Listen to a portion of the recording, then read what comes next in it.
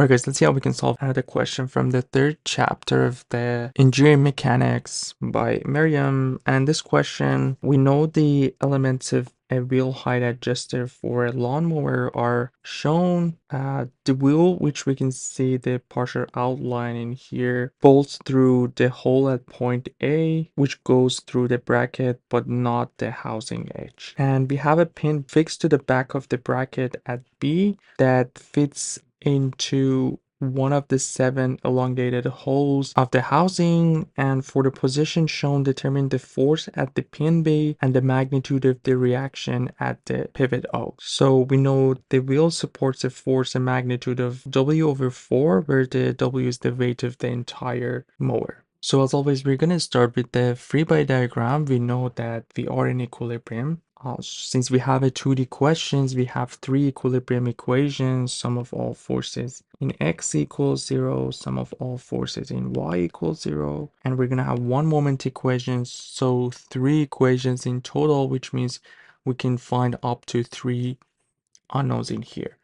But if we try to draw the free body diagram for this part, so the forces that we're gonna have in here is that since we have a pin at point O, we're gonna have 1 horizontal component, 1 vertical OX/OY. We're gonna have this force in here, which is W/4.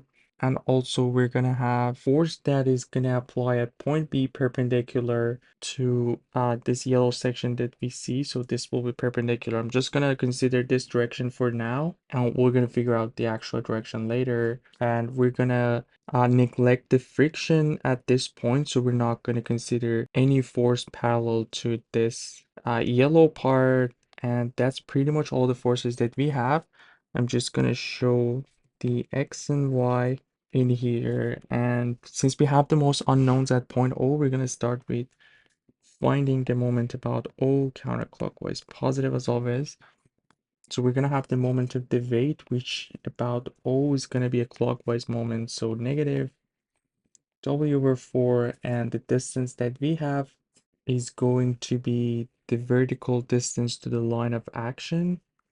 So this will be the line of action of A, and we are interested in this distance. What we know in here is that the hypotenuse here is 55 millimeter, and this angle right here is 20 degrees. So if we want to find that side, it will be 55 cosine of 20 degrees.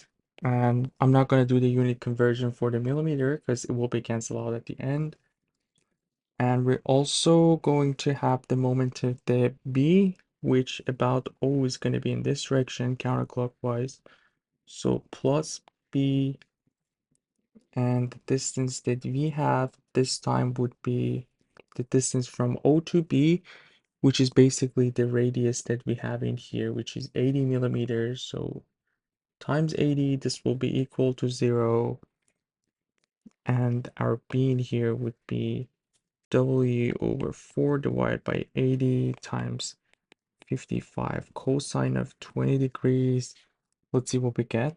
So 55 cosine of 20 degrees divided by 320, and this is going to give us 0.1615 W, and that's going to give us the reaction or the force at pin B. So the first part of the question is done. We found one of the unknowns. We have 2 more to go. And now we can use our first equation, sum of all forces in x equals 0. And we're going to have OX, which is positive, and the x component of the B, which I'm going to show it in maybe red. So this will be the x component, this will be the y component, and we need to figure out this angle right here. So as I mentioned, we know B is perpendicular to this part, and since this angle is 45 degrees, this is 45 as well, and since the whole angle is a right angle, this one would be 45 degrees as well. So that's going to be minus B cosine of 45 degrees equals 0. So our OX would be basically B, which was 0.1615 W, times cosine of 45 degrees. Let's see what we get. So times cosine of 45, this is going to be 0.1142 W. That's our OX. And we're just going to find the second equation. Sum of all forces in y direction equals 0. We're going to have OY. We're going to have the x component of the b, which this time would be minus b sine of 45, and negative sign because it's downward. And we also have w over 4, which is the force that is applying at A. And that's pretty much everything equals 0. So OY would be b sine of 45 degrees. We know sine of 45 is equal to cosine of 45. So basically we have 1142 W plus, oh, actually minus 0.25 W. So we just have to subtract this by 0.25. So this will be equal to 0. So OY would be minus 0.1358 W. And the negative sign in here shows that W is actually, the OY is actually downward.